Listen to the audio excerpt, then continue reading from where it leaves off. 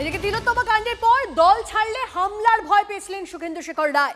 মৃত্যু ভয় পেয়েছিলাম, তাই ওই সময় ইস্তফা দিইনি। টিভি নেট বাংলায় মুখ খুলে বিস্ফোরক সুখেন্দু শেখর রায়।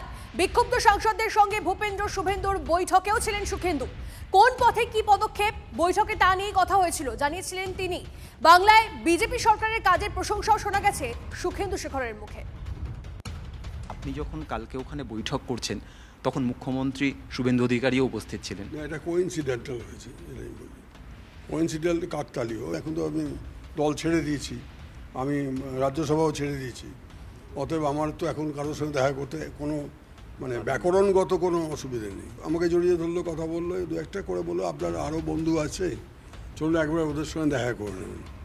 তো গিয়ে দেখি লোকসভার সদস্যরা বসে আছে একটা বড় হল ঘরে। অসুবিধা হচ্ছিল যে কোন পথে ওরা এগোবে।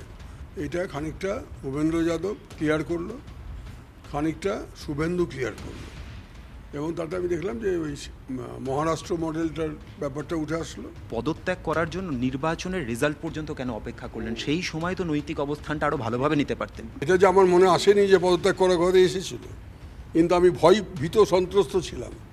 যারা এইরকমভাবে একটা নৃশংস ধর্ষণ এবং হত্যাকাণ্ডকে তার প্রমাণ লোপাটের জন্য যে কোনো পন্থা অবলম্বন করতে পারে, গুন্ডা পাঠিয়ে আরজিকরের হসপিটালকে ভেঙে ফেলছে পুলিশের সামনে, তো আমাকেও তো একটা সুপারি কিলার দিয়ে মেরে দিতে পারে।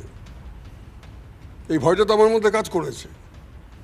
এবং এমন তো নয় যে সুপারি কিলার দিয়ে আমাদের দলের লোকেরাই মারেনি।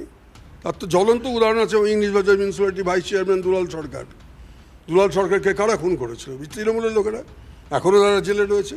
ভাড়াটে খুনিতে মুঙ্গের থেকে খুনি আনিয়ে দিনে দুপুরে সবাই দেখেছে, সারা পৃথিবীর লোক টিভিতে দেখিয়েছে। আপনি কি বিজেপিতে যাবেন? আমার কাছে তো কোনো ডাক আসেনি। এক নম্বর, আমার দেখো পৃথিবী থেকে বিদায় নেওয়ার আগে আমার এইটুকু আশা যে বাংলায় কিছু শিল্প কারখানা হোক, বাংলার অর্থনীতি যেটা এক নম্বর ছিল ভারতবর্ষে, সেটা না পারলেও অন্তত এই যে মরুভূমি হয়ে গেছে বাংলা, এত ব্রেন ড্রেন হয়ে গেল, এত মানুষ বাংলা ছেড়ে চলে গেলেন, ভালো ভালো ছাত্ররা, ছেলেরা মেয়েরা চলে গেল, প্রায় বৃদ্ধাশ্রম হয়ে গেছে গোটা কলকাতা শহর।